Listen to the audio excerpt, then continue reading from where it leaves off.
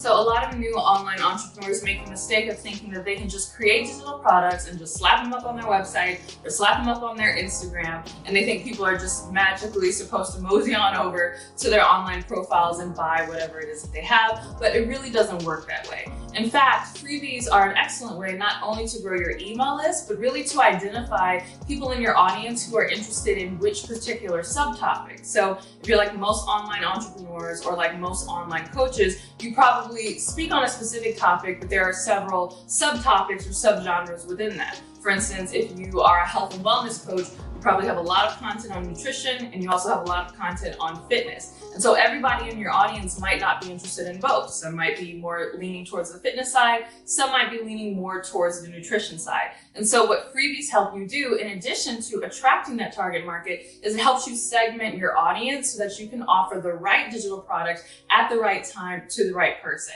Having that system set up is key to be able to sell your digital products on autopilot, so make sure you get your freebies together.